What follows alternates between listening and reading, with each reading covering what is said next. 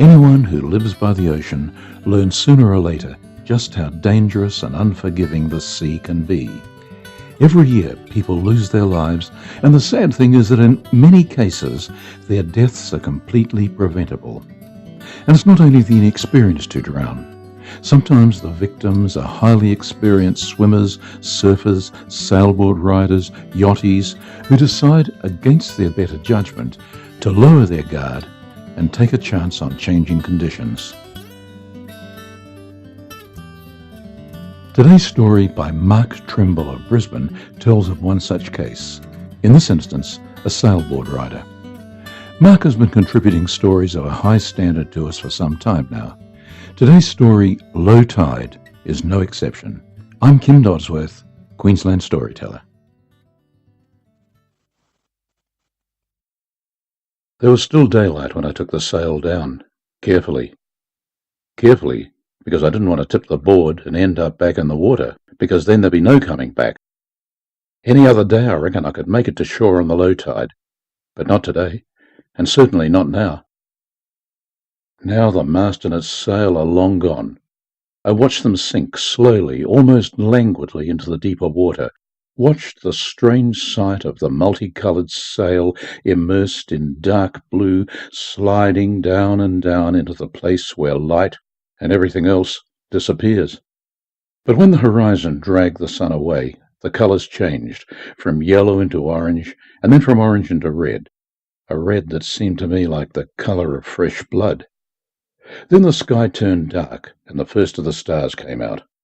I looked up to them, and to where I thought the moon might rise.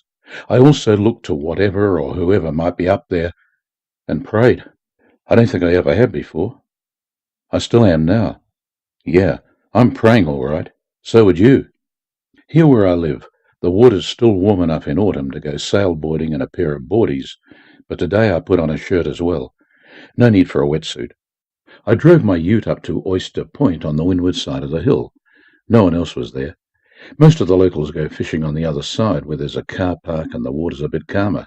Now I think it was stupid to drive off the road, but then again I couldn't have carried the whole rig, board and sail together on my back.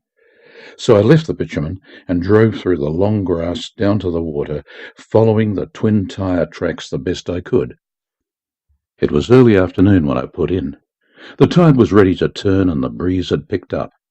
By the middle of the arvo it was really blowing, a good 20 knots at least. I was only going to go up past the river mouth a few k's away, following the coastline.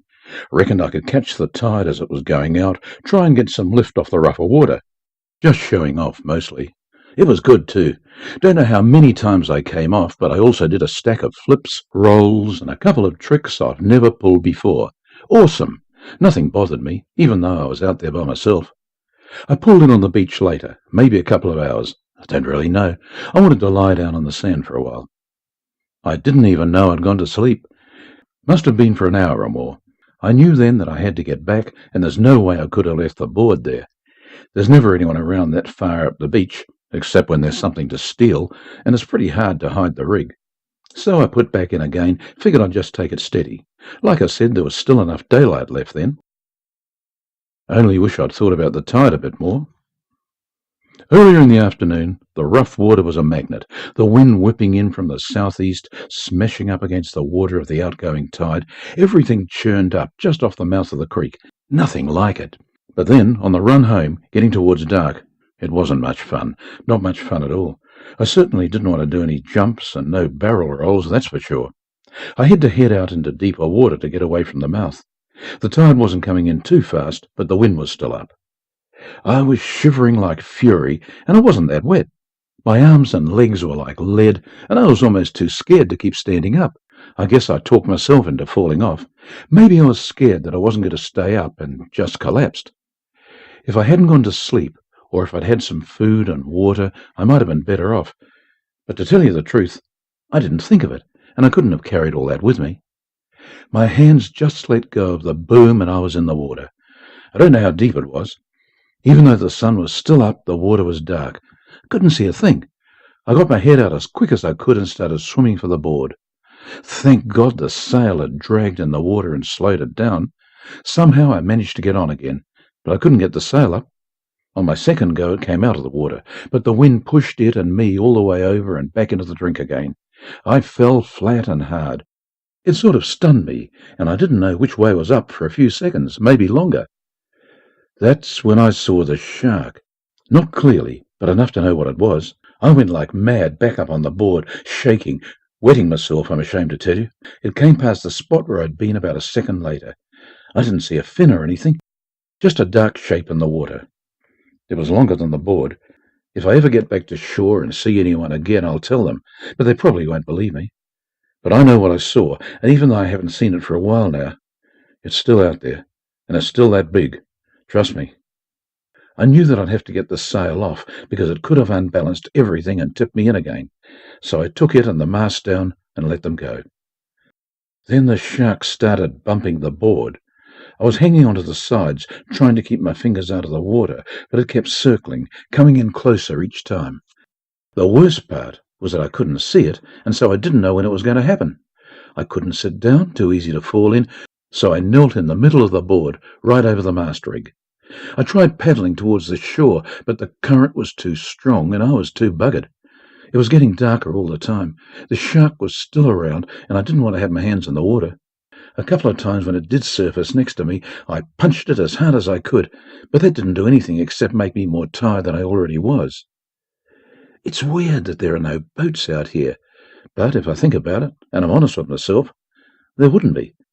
The boat ramps are around at Gray's Bay, and the trawlers are now long gone, too far from me. No one really knows I'm here, and I hid my ute on purpose, drove off the main road just like I told you. It's cold. Getting colder, too, and it's full dark now. I'm tired, really tired. I'm hungry, thirsty, and scared. I don't say that very much. I do now. The board is drifting, and as far as I can tell, it's away from the coast. The lights of the town are getting smaller. It's been too hard to kneel the whole time, so I've tried sitting for now. I hug my knees to try and keep a bit warmer, but I'm still shivering. There haven't been any bumps for a while. The water is darker than the night. The wind has died right down, thank goodness, but if it gets rough during the night, I'm in real trouble. Morning seems a long time away. Is it too long to stay like this? I don't know. There are no lights anywhere on the water, and although I can just see the outline of the big island ahead of me, there are no lights there either. It's a national park. No campers. Maybe I'll get lucky, though. Maybe someone will come along. Maybe the change of tide will push me back towards the shore again. Maybe.